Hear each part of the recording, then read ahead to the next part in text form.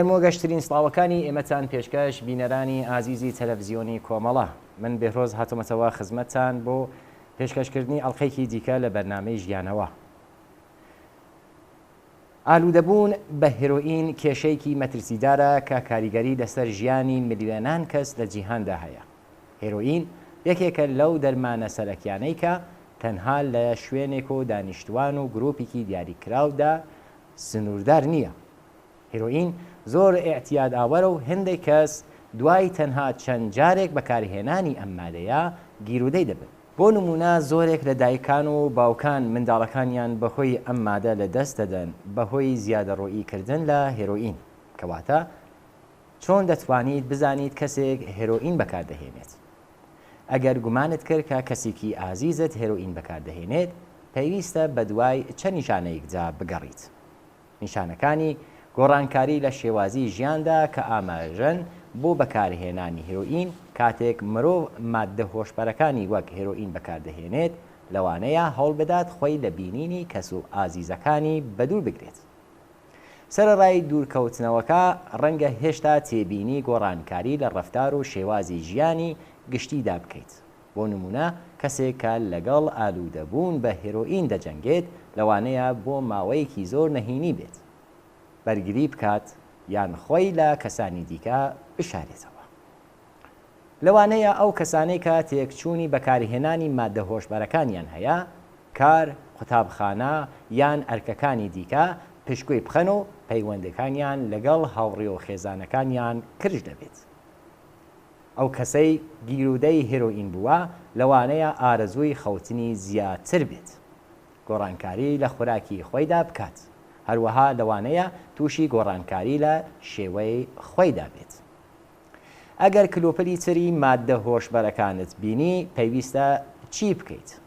باشترین شت کە دەتوانیت بیکەیت ئەوەیە کە پەیوەندی بە پزیشکی پسپۆڕی ئالوودەبوون یان ڕاوێژکاری ناوەندێکی چارەسەری ئالوودەبوون بکەیت و دڵنیابیت لە وەرگرتنی یارمەتیان، چونکە کشانەوە لە هێرۆئین جگە لە چارەسەری جەستەیی پێویستی بە چارەسەری دەرونی هەیە. هەروەها کشانەوە بە بێبنەما کاریگەری لاوەکی توندی لێ دەکەوێتەوە. بۆ ئەوەی زانیاری زیاتر لەسەر ئەم بابەتە وەربگرین گفتوگویەکمان هەیە لەگەڵ هاوڕێ بەرزان محەممەدی. تکایە لەگەڵمان بن.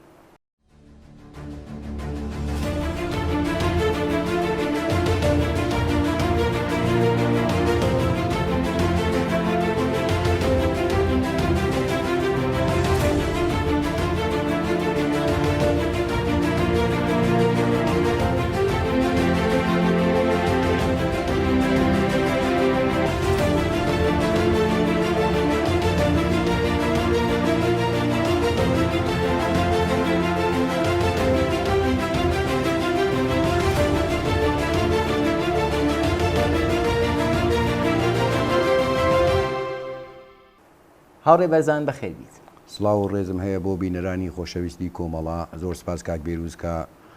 داوەتم کردی بۆ بەرنامەکەی. بەخێر بیت. سپاستانەکەم. هاوڕێ بەرزان گەرچی پرسیارەکانم ڕەنگە تاکە کەسی بێت شەخسی بێت، بەڵام ویستم لە جوابی پرسیارەکاندا شتێکی کۆمەڵایەتی جواب بدرێتەوە و تەجارۆبی خۆت بۆ بینەرانمان باس بکەیت و بزانین هەست و خولیای ئەو کاتت و لەگەڵ ئێستا چی بووە. چه شتێک بۆ باعیس ئەوەی کە یا کاریگەری لەسەر دانا کە پڕی بە دەوری مواد مەصرفی موادی مخدرە و ئەوڵی موادی مخدرت کە مەصرف کرد چۆن بوو و لە نەهایەتا چی بووە کە کەوتی بە هێرۆئینە؟ بەڵێ کاک بێروز، سێ دەلیلی ئەسڵی هەن کە شخص یا جوانێک کە تووشی مواد مخدرەوێ سێ دەلیلی مهمی هەیە. یەکەم خانەوادەیە، دووهەم مەحەلی شوێنی ژیانە و شوێنێک کە تێدا زندگیەکەی، سێهەم ڕەفیق ئەو ڕەفیقەی کە هەڵیەبژێری. ئەو سێ کەسە زۆر مهمە لە ژیانی مرۆڤ، ژیانی هەموو ئینسانێکە کە ئەگەر بیەوێت زندگی بکات ئەوەی کە ئەبێتە باعیس ئەوە. بەڵێ ئەوەڵ جار چەند مادەی کرد مەصرف کرد؟ ئەوەڵ جار خوب عاملێ ئەسڵی هەموو مواد مخدرێک هەموو کەسێک دەزانێت سیگارە. یەکەم جار سیگار تووشی سیگارە بێ، دوای ئەوە توشي مشروباتی ئەلکولیە بێ ئینسان کە تووشی مەشروباتی ئەلکولی بوو يعني أتوين بيجي مشروبات الكولي جزء من مواد مخدرات بەڵێ یەکەم جار ئینسان کە تووشی مەشروباتی ئەلکولی ئەبێت سڵامەتی عەقلی لەدەستدا وەختێک کە سڵامەتی عەقلی لەدەستا هێواش تووشی مادەکانی ترە بێ بەڵێ ئەوەی کە پلە ئایا پلەبەنی ئەکرێت شاید ڕەنگە کەسێک بێت لە ڕێگەوە هەر لەگەڵ هەرۆئینە ئاشنا بێت ئێمە زۆرتر ئەم بەنامەیانە چۆن بێژم لەسەر هێرۆئین متەمەرکز کردووە بزانین لە نەهایەتە چۆن بوو کە شوید بە دەوری هێرۆئینە ئایا هەستێکی جیاوازی هەیە ئایا ڕنگدانەوەیکی باشی تایبەتی خۆی هەیە کاک بێروز کەسێک کە تووشی هێروین ئەبێت یەکەم جار پێ وایە ئارامشێکی باشی پێدا بەڵام هێواش تی ئەگات کە ئەو ئارامشە زۆرشی لێسێنێت سڵامەتی عەقلی لێسێنێت ڕەوانی خراپەکات جسمی خراپەکات ڕۆحیە خراپ دەکات بەڵام بەداخەوە زۆر درەنگ تێ ئەگات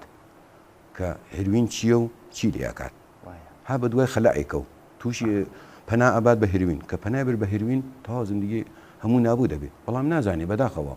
هەروە کە لە سەرەتاوە باسمان کرد هێرۆئین وەکو باقی مادەم هۆشبەرەکان تر نییە کە کاتێک کەسی یەک جار دوو جار یا سێ جار وەکو مادێکی سەنعەتیە وایە یەک جار دوو جار هێرۆئین مەصرفەکات ئیتر ناتوانانی وازی لێ بێنیت باشە چه تەئسیری کە هەیە لەسەر ڕۆح و ڕەوان و جسمی کەسی معتادەوە چون خودی هێروین مورفینێکی بەقووەتە ئەو شخصێک کە مەصرفی ئەکات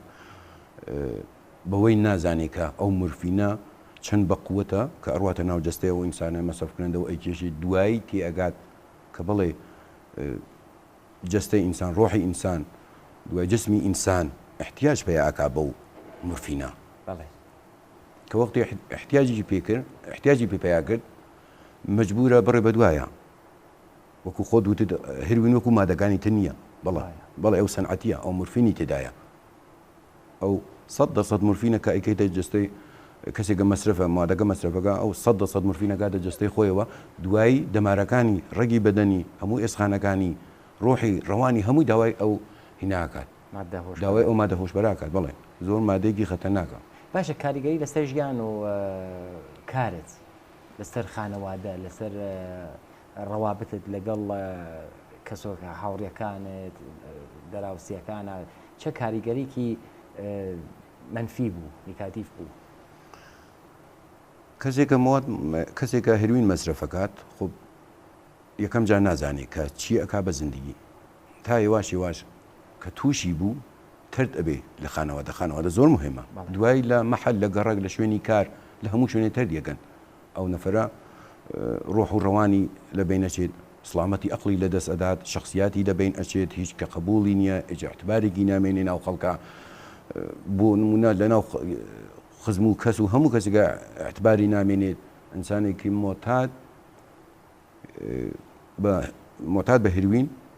لە ئەوڵ مەسەن وا بیرەکاتەوە ئێژێ من تەنها لە خۆم زەربم داوە بەڵام وانە یەک نەفەری مۆتاد بە هێروین خانەوادە سەهلە شخصیاتی هەموو تایفە قۆم و کەسی ژێبا دەجێ سوعات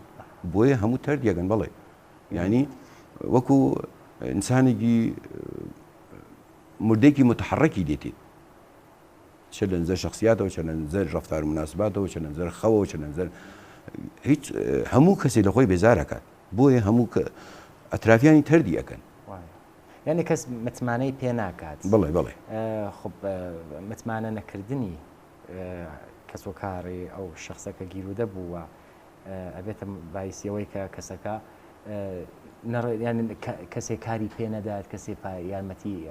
کەمتری ئەکات بە خاطرەوە خەتوتە و تەردێکە ئەی پارەکەی چۆن بەدەستێنێت تا کاتێک کە تەوانیان وێ بتوانن کار بکەن زۆربیان نتوانن کارکەن بەڵام هێواش چۆن ئەوکو یەکەم جاروتم مادێکی مورفینە زۆر بەقووەتە دوای کە توانای کاری دێستنیتە ناتوانانی کارکەی وەختی نتوانی کارگەی لە حەلی کارەکەت خۆ ئەخراجی دەگەن کە ئەخراج کلیایی دە سەرگەردانە بێ ئەو نەفرە ئاوارە ئەبێ بە کارتون خە و سەختی تێ بەسەریا ئەبێتە باعیسەوە کە یا لە شوێنێکە و خۆی بکوژێ یا مادەکە بیکوژێت بالکل ئەو ئینسانە نابوو دەکات لە کول لە کەسی مۆرتاد ینی حەقی هەڵبژاردننی نامێنێت بەڕاستی. بەڵێ شخصی محتاد حەقی هیچ گونە انتخابێک هیچ گونە هەڵبژاردنێکی نییە. دیگەران تەسمیمی بۆ ئەگرن یا دادگا تەسمیمی بۆ ئەگرێ یا زندان تەسمیمی بۆ ئەگرێ یا قەوم و کەس تەسمیم بۆ ئەگرن بیدەنە زندان. ئەو ئینسانە لە کولە ببەخشە لە نظری شخصیاتە و هیچی نامێنیت. ینی بە نەزەری خۆم مردن باشە تا ئینسان شخصیاتی بەبوونی موان مخدرەوە لە بین بچی. کەس حەسەبی هیچی بۆ نەکات، احترامی بۆ دانەنێ، سیقەیان پێنەوێت، مینانیان پێنەوێت لە هیچ بابەتێکە و زۆر باشە. زۆر بە جوانی ئیشارەت پێ کرد. کەس متمانەی پێ نامێنێ، حەقی هەڵبژاردننی لە هیچ شتێکە نامێنێت، تەنانەت لە کارە، تەنانەت لەوەی کە بڕۆ حتا پارەی پۆلی مەوادی مخەدرەکەی بەدەست بێنێت. باشە لە شوێنێکە ئەبێت ئەو کەسە بە واتەی نەکەی تەلەنگۆرێک بخوات کە ئەبێت تەرکیکە ئایا بوو ئەوەی کە هێن بێت تەجربەی تۆ چی بوو بۆ تەرکردنی؟ ئینسان ئەگەر بیر لە ڕابردووی خۆی بکاتەوە کە ئینسانێکی باش شخصیات بووە، ئینسانێکی باش بووە کاتی خۆی چۆن هەموو محتادەکان زمانی خۆی کاتی خۆی ئینسانێکی باش بوون، ئینسانگەرێکی با شخصیات بوون، خەناو خانەوەدا بوون، وەرزشکار بوون، لەسەر کاروبار بوون، بوومانە مهندس بووە و بوومانە زەحمەتکێش بووە، بوومانە کرێکار بووە، بەڵام بەداخەوە تووشی ئەو مادەی هۆشبەرە ئەبن ئەبێ لە خۆیان بیبینێت بی لەوە بکاتەوە کە موادی مخەدر چی بەسەرهێنا لە توولی ئەم چەند ساڵا کە مەسەڵەن هێلووی مەصرفەکەی ئەبێ بی لەوە بکاتەوە کە چی کرد بە زندگی، بۆ ژن چوو منداڵ چوو زندگی ئاشوفتە بوو، ئەعتباری نەما، شخصیاتی نەما، لە زندانەکان لیان ئەدەن، لە کەمپ لیان ئەدەن، لە هەموو شوێنێ تەرک کردی. ئەگەر بی لەوە بکاتەوە کە کاتی خۆی منیش ئینسانم، کاتی خۆی ئینسان بووم، شخصیاتم بووە، ئەبێ باش فقط پرسیارێ کەسەکان تەرکی ئەدەن، یعنی قەتعی مەصرف بەواتێت تەرکی ئەتیا دەکەن، بەڵام هەر دووبارە تووشی ئەتیاد دەبنەوە، تووشی مەصرفی هێرۆئین دەبنەوە، ئەوتم مادێکی سەنعەتیە کە خۆت ئیشارەت پێگەر بەس بۆ ئاخرین جار چه شتێک گەرەکمە ئەو تەجربە بێڵیت بۆ بینەرانمان بۆ ئاخرین جار چی بوو کە وازت هێنا ئیتر نەڕووی بە دەوری مەوادی مخەدرە؟ کاک بێروز کاتێ بیرم کردەوە لە گوزەشتەی خۆم و سەختی گەلێک کە هێنای بەسەرما و ئەو مشکڵاتی لە کە بەسەرما هاتوو، ئەوەی کە لە ناو خانەوادە و شخصیات و نازانم قەوم و کەس و هەو شوێنگای ئەعتبارم نەما، بیرم لەوەی کردەوە کە منیش کاتی خۆی بۆ خۆم شخصیاتێکم هەبوو، وەرزشکار بووم، احترام بوو ناو خەڵکان، ناو شارەکەما، ئیستا ئەبینم کەس بە هیچم نازانێت. خب منیش بیرم لێ کردەوەتم ئەبێ من ئەو شخصیاتی خۆمە بێنمەوە دەست، ئەبێ خۆم کەمە بۆ ئینسانەی کە بووم، نەتەنها من هەموو مۆتادێک ئەتوانی، هەموو مۆتادێک ئەتوانی ڕێگەی هەیە، بەڵێ ڕێگە هەیە. لەو ڕێگا هەیە ئایا کەسۆکارەکان ئەتوانن کاریگەری لەسەردا بنێن؟ بەڵێ مهمترین چۆن مهمترین کەس گەلێک کە ئەتوانن یارمەتی شخصی مۆتاد بدەن، خانەوادەی زۆر مهمە، خانەوادە ئەتوانی یارمەتی بدەن، ئەترافیان ڕۆحیەی پێ بدەن، گوزەشتەی سەرکوفتی گوزەشتەی لێ نەدەن، دەستی بگرن بەڕاحەتی. زۆرمان هەیە، زۆر کەسمان نایسە خانەوادەکان یارمەتیان داگا خاسەوە بوون نەسەوهان بەسەر کاروبارە و بەڵام ئەترافیان خانەوادە ئەبێ حتمما کۆمەکیان بکەن تا بتوانن شخصێکی مۆتاد سالمە بکەنەوە. فقط من پرسیارەکەم جا لە هەر شتێک خۆ تۆ وەکو بنەماڵە یا هاوڕێکانت یا خاوەنکارەکەت یارمەتی دەریت بوو، ئایا کۆمەلگا دەوروونەخشی هەیە ئەتوانێت دەوروونەخشێکی ببێت لە یارمەتیدان بەوەی کە ئەو کەسە کە تووشی بووە کەوتۆتە گۆشەی خیابانەکانەوە، هیچ سەرپەنایکی نییە، هیچ شوێنێکی نییە، چۆن ئەبێت کێ یارمەتی دەری بێ تەنانەت پارەی ئەویشینێ بڕێ بۆ لای دوکتۆرێک، بڕێ بۆ قۆڵێنەکان کە زۆر کەس هەتا ڕم بۆ کەمپالێک بنەوە، کەمپی ئیجباری یا کەمپالێکیان دانراوە نازانم ئەو کەمپەلە بە ڕسمیەت بناسرن یانە، بەس ئەوان کەسێکیان نییە بەڕاستی شوێنێکی گەرە کە دوای ئەوەی کە بیر لەواکەنەوە کە ئەگەر تەرکیبەن دوای ئەوە چی بکەن؟ ئایا کۆمەلگا ئەتوانێت دەوروونەخشی بێت؟ بەڵێ کاک بێژی مهمترین جێگە کۆمەلگایە. وەختێک کۆمەلگایەک ئەبینێک مۆتادی کارتۆنقە و داکەوتوو لە ناو پارکێکا خۆتووە لە کنار خیابانە بڕێ دەستی بگرێ بێژی وەرە تۆ حیفی بۆ ئاوات کریە لە خۆت خۆم تەجربەی خۆم بێژم من زۆر جار دایکم ئەیوت پێم قەوم و کەسەکان ئەوێت پێم دراوسەکان یان تۆ حیفی بۆ ئاوات کریە لە خۆت ئەوە بوو بە باعیسەوە کە ڕوحی من باش ببێ کۆمەلگا تەسیری زۆرە ئەگەر کۆمەلگا یارمەتی دەر شخصێکی معتادێ توشبووی بە موادی مخدر مەخصوصەن هێروین ببێ یارمەتی دەری بن دەستی بگرن ئەتوانن ڕۆحەیەکی باشی پێ بدەن ئەتوانن کۆمەلگا ئەتوانێت بە باشی شخصێکی معتاد سالم بکاتەوە احترامی بۆ دانی بیرەوەریەکانی بێرێتەوە بیری کە لە بیرت نەچێت و کاتی خۆی ئینسانێکی باش بووی بەڵێ کۆمەلگا تەسیری هەیە خانەوادە تەسیری هەیە ڕەفیق تەسیری هەیە قەوم و کەس تەسیری هەیە بەس پرسیارێک ئەمە دوو شتی بەرامبەرە وەکو یەکە کۆمەلگا نیگایکی منفی هەیە نیگاتیڤی هەیە بە معتادەکەەوە کەسی معتادیش ئەوە دیدگایکی منفی هەیە نسبەت بە کۆمەلگا ئەبینی کە کۆمەلگا زۆر تووڕەتر لەوەیە قبولیان ناکە ئەڕێتە هەر شوێنێک بە قەوڵەکەی خۆت تەردیەکەن وەری ناگرن زۆر تووڕست بەدەست کۆمەلگاوە زۆربەی لە معتادەکان وابیرەکەنەوە ئەوەختە کۆمەلگا ئەبێت چۆن یارمەتی دەریان بێت بەبەستم ئەوە بوو ئەوەی کە کۆمەلگا لەبارەی شخصێکی معتادە و منفی فکرکاتەوە ئشتبایە چۆن ئەبێ قبولکەین کۆمەلگا هەموو بزانن و ئایسا هەموو دنیاش ئەزانێت کە شخصێک کە تووشی مواد مخدر بووە ئینسانێکی نەخۆشە ئینسانێکی نەخۆش ئەبێ یارمەتی بدەیت نەکو تو بێ احترامی پێ بکەی یا منفی لەبارەوە فکریکەیتەوە بی لەوەکەیتەوە ئەویش کاتی خۆی ئینسانێک بۆ وەکو تۆ هیچ فەرقێکی لەگەڵ توان نەبووە تووشی نەخۆشینێک بووە هەموو دنیا ئەزانێت کە احتیادیسا نەخۆشینە ئەبێ یارمەتی بدرێت چۆن کەسێک گەڕوا بۆ دوکتر نەخۆشینێکی هەیە دوکتر دەرزی پیا و دەرمانی پیا و فڵان تا ئەو نەفرە قاسە بێتەوە دقیقاً ئینسانێکی مەسەفکوونەندێش نەخۆشە ئەبێ حتمما یارمەتی بدرێت نەکو منفی لەبارەوە فکرکەیتەوە نەکو زەدەیکەی لە خۆت و لە جامعەیش تۆ منفی فکرکردنەوەی ئینسانەکان لەبارەی شخصێکی معتادەوە ئەبێتە باعث مردنی ئەو ئینسانە ئێستا تۆ لە ژیانتە ژیانێکی شۆڕشگەڕانەت خۆ بژاردووە و زانیاریت هەیە زانیاری زۆرە لەوەی کە دەوڵەت چۆن توانیە لە ناو کۆمەلگا تەوزیعی موادی مخدر بکات جۆری کۆمەلگات بگرە بنەماڵەکە لە گەڕەکەکانە ئەبێ زۆر وشیاتر بن وشاتر بن کە هەر ئان ئەوڵاوەکەیان جگەرگۆشەکەیان کەسەکانیان لە بنەماڵەت هەر ئان تووشی احتیات بن کۆمەلگا چۆن ئەتوانێت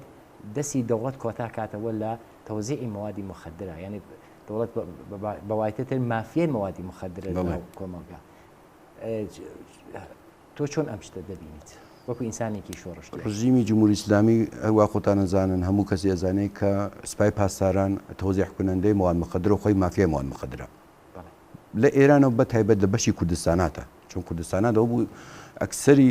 منتەقەی کوردستان هەموو سەر بە عەزابەکانن بۆ ئەوەی جوانەکانیان گەنجەکانیان سەرکوبکە هەمووی تووشی مواد مخدر کرد ینی ڕەوانی جوانەکانی لە مبارزە و شۆڕشگەرە کێشا بە مواد مخدرە